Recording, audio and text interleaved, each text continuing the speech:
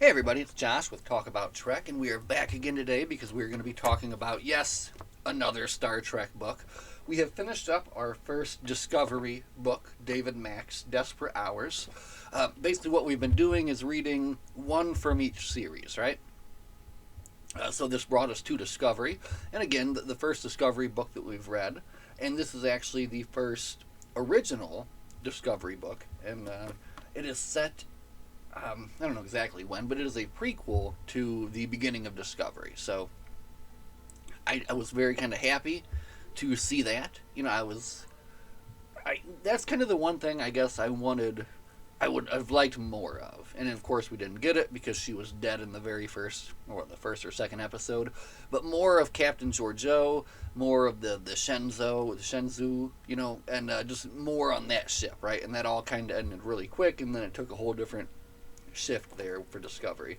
And I will say, one of my major, gripes about Discovery also came up in this book as well, and we'll kind of get into that too a little bit. But before we get into all that, let's just have a look at the cover. The cover it's a photo cover, and you know how I feel about that. I mean, for Pete's sake, you couldn't just get somebody to draw? I guess they don't do that anymore, right? Anyway, no point in complaining about that. This is over a 10-year-old book too, so. But anyway, from the back here we have aboard the starship Shenzhou, Lieutenant Michael Burnham, a human woman raised and educated among Vulcans, is promoted to acting first officer. But if she wants to keep the job, she must prove to Captain Philippa Georgiou that she deserves to have it. She gets her chance when the Shenzhou, I'm going to keep saying that wrong, must protect a Federation colony that is under attack by an ancient alien vessel that has surfaced from the deepest fathoms of the planet's dark, uncharted sea. As the menace from this mysterious vessel grows stronger, Starfleet declares the colony expendable in the name of halting the threat. To save thousands of innocent lives, Burnham must infiltrate the alien ship.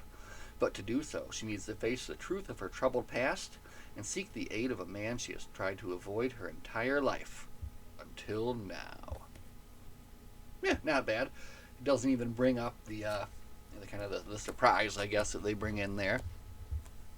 So, what do you have with this book? Again, you have a prequel to Discovery, which is nice. You get to see like a little bit more of kind of how she came into that role as first officer. You get to see a little bit more of her interaction with Saru and kind of the Saru, Georgiou, and Burnham dynamic that's going on, which is nice. And I do like the book actually starts out with like this problem going on the planet, and I like it when it does that too, because it gives you have this whole different perspective, right? You get a little bit of a different story from the beginning that you're used to.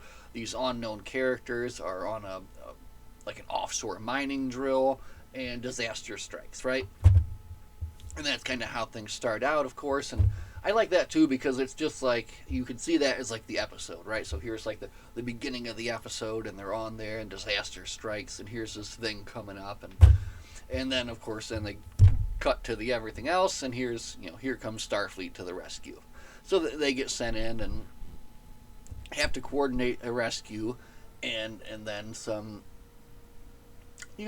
different things arise, right? And I guess we'll get right into it too. One of the things that I thought kind of made Discovery less was that they brought in and spent too much time on Enterprise characters, right? And I love Captain Pike. I love Anson Mount's Pike. I love Ethan Peck's Spock, right? And I love Rebecca Romijn's Unich Riley #1. They're all great, but I feel that it kind of took away from Discovery. And then we didn't get to learn more about these Discovery characters, right? Because we're more focused now on trying to bring the audience in with these TOS characters they remember and love, right? And then, of course, that led to the spin-off of Strange New Worlds and all that, and that's great, But I feel it did kind of take away from Discovery. Now, this book, I feel, kind of did the same thing, where you had the crew of the Shenzhou, and they had their mission, and they were on it, but when Starfleet finds out really kind of what's going on, who do they send in? Captain Pike and the Enterprise. And they kind of come in, and it does kind of like steal the thunder from them. But it does allow for a very interesting story and a very interesting conflict, too, between Captain Georgiou and Captain Pike. And I think that was actually one of the most interesting parts of this book was how each captain had to kind of look at the situation and take it, and we'll kind of get into it further. But then Captain Pike's kind of immediate, he was ready and willing to follow those orders, right? Even if there was something maybe that should have looked for a different way, right? There was a fair amount of good, Trek science fun, I guess, that you typically would have in kind of one of these books, right? They have to, first off, they have to kind of figure out the origin of this thing. They have to figure out a way inside this thing. There's a lot going on, and there's kind of a little bit of a mystery in the past as well, too. So, it is basically at its heart, I think, it's a Michael Burnham, and then they bring Spock in. So they do really play up that dynamic a lot in this book. But again, Captain Georgiou, Captain Pike, they get their spots as well. I wish there was more Saru, but they do give Saru and Una, a little bit of time too as well. I guess there was a pretty decent amount of Saru in this, but could have been more. But again, when they brought in the Enterprise and her crew, obviously that's going to draw away from everybody else because everybody wants to talk about Spock, right? I mean, I can't blame them. Anyway, David Mack, again, let's go back to the author here, has written an enormous amount of Star Trek books. And at some point, I need to make myself a little reference sheet as I go along when I can reference and I can see exactly which of his books I've read. But I did pull it up here in front of me, and he wrote Wildfire from the Starfleet Corps of Engineers, which was excellent. He wrote the Destiny trilogy, a lot of Mirror Universe stuff, and what was the other one that was really good here?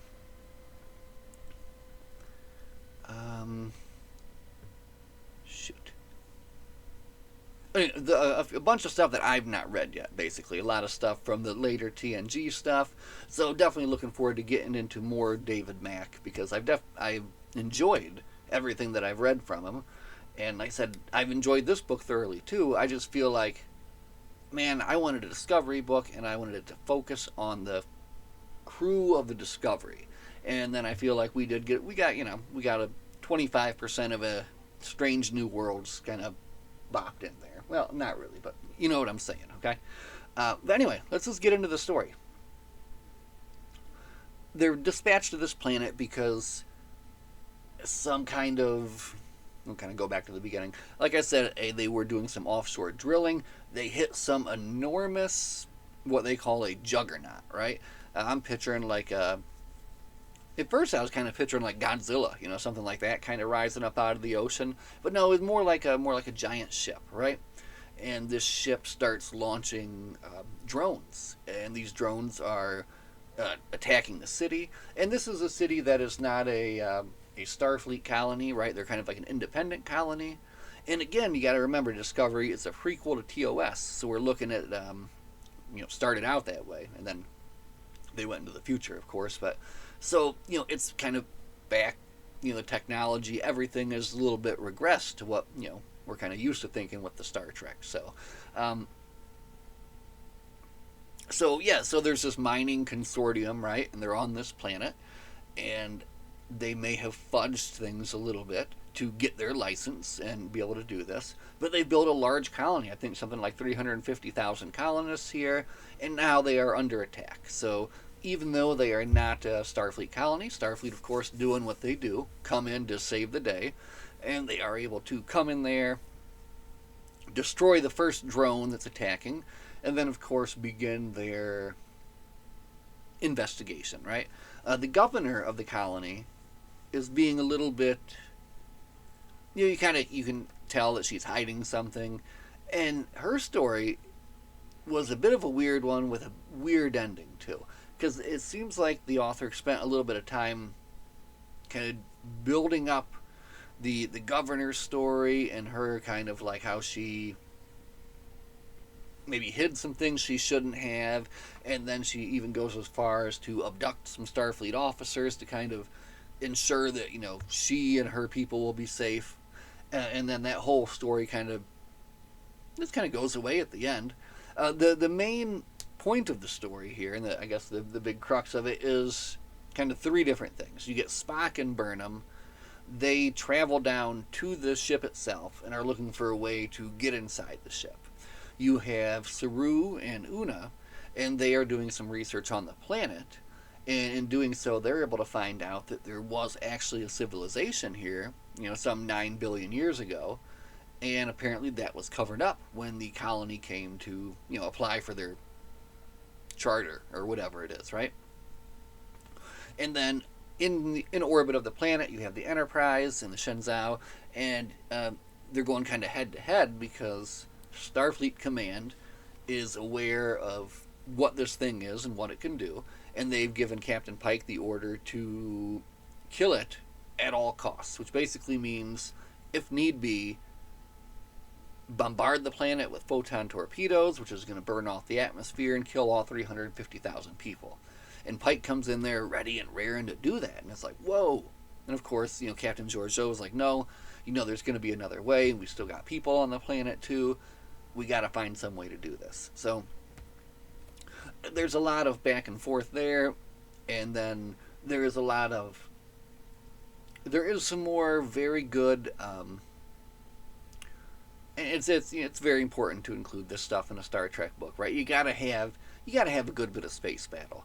And this guy, this Juggernaut, as they call it, it launches some more advanced drones. So you do have a lot of very, very good and well-written scenes of the Enterprise and the Shenzhou, dodging these drones, coming up with solutions and fighting them and taking them out, right?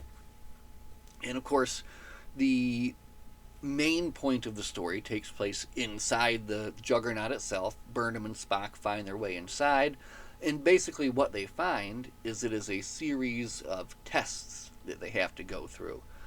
Very dangerous tests, like I think one of them starts sucking the air out of the room, one of them starts heating up the room. So just think of all these different tests they have to go through, and at the end they have to kind of work together to engage these interfaces, move on to the next thing. So what Una and Saru find out through doing some research is that this Juggernaut comes from a long lost empire, this Taurolin Empire.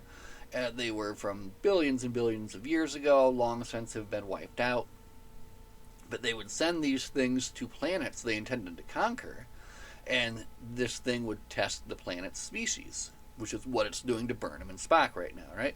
And if they passed, they would be asked to become subjects or whatever and have to, give their taxes and give their resources. If they failed, the planet would be destroyed, right? And that's what happened with this Juggernaut. It came to the planet billions of years ago. The people failed the test, or however. It wiped out the planet, sending a very small portion of the remaining population into the caves where they kind of left this story for Una and Saru to find. Now, things are getting very close to trouble here, basically, at this point, because as time keeps ticking down, this thing keeps powering up and kind of adapting, right? It keeps learning. Every drone it sends out is more powerful. So the time for them to be able to stop it is coming close. So basically, Pike has them, they have to set like a 30-minute timer. Like, at the end of this 30 minutes, we're going to glass the planet. And that's what they say, too, glass the planet. That's crazy. So, anyway, of course, doesn't happen. Luckily, Burnham and Spock make it to the core of the ship. They pass all the tests. The final test, they have to do a mind meld, which, if you remember Burnham's story, it's very difficult for her. But they do that. They pass the test. They're able to then destroy the core of the ship, bringing like the shields down. The Enterprise and the Shenzhou are able to take it out, and then in a very exciting end scene, this thing, after they take it out, is now falling into the atmosphere, right? Then they got to come in with their tractor beams, grab on, pull it back up. I liked that part. That was pretty cool. But yeah, it was a very fun book. It just, again, man, I wish, like, if they just let the Enterprise out and given Saru and maybe Detmer and Captain Georgiou all a little bit more time. But there's a whole bunch more Discovery books, and I'm sure that all of them will not bring in the Enterprise. I think some of them are actually set in the Mirror universe too, which I'm pretty excited about getting into. But that is all. Oh, final note, very funny. You know, I love coincidences.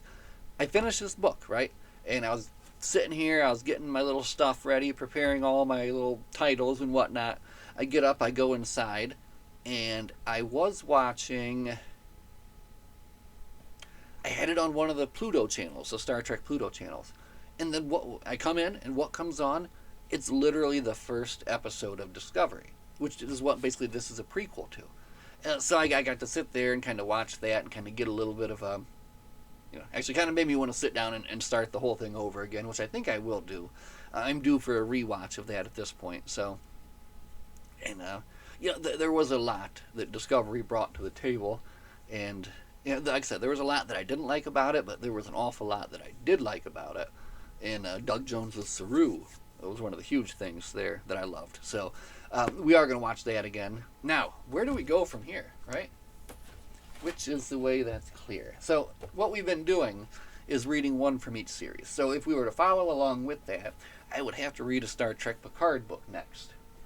I've already read Rogue Elements, Dark Veil, Second Self, and Firewall from Star Trek Picard. Also, Last Best Hope. I've read all those. So, the only Picard thing I have left is this. And this is actually the script of the thrilling original audio drama. And, it's probably cool, but man, I don't think I can just get into reading a script right now. So I am going to skip over any Picard reading, alright? After Picard, of course, Lower Decks was released. There are no Lower Decks novels, which is a shame. There could be Lower Decks novels. There should be Lower Decks novels. Come on. But we do have a graphic novel. Look at this. Shax's Best and Worst Day. So this will definitely be fun to read. But I think what we'll do is we'll read this, come back and talk about this on Wednesday. But immediately, what we're going to jump into here, we've got something brand new. And it does follow right along with what we're supposed to be doing here. So to make sure here. Yep. Published March 2026. The very brand newest Star Trek book, Toward the Night by James Swallow. Now, we did read James Swallow. He wrote The Dark Veil from Picard. He wrote something else I read too. I know he did. But anyway, we are going to get into this. We're going to read some Strange New Worlds here next. And we are excited to do that. That's going to be fun. And it's also going to be fun because typically I am talking about and reading books that are, 50, 40, 30, 10, 20 years, whatever old. But now I'm reading a book that is new. It's a brand new book. It just came out. So that's going to be fun. And then, like I said, we can come back and talk about that. And then look forward to Strange New Worlds. Right? Anyway, we're done. Everybody have a good night. As always, my friends, live long and prosper. We'll see you guys in the next one.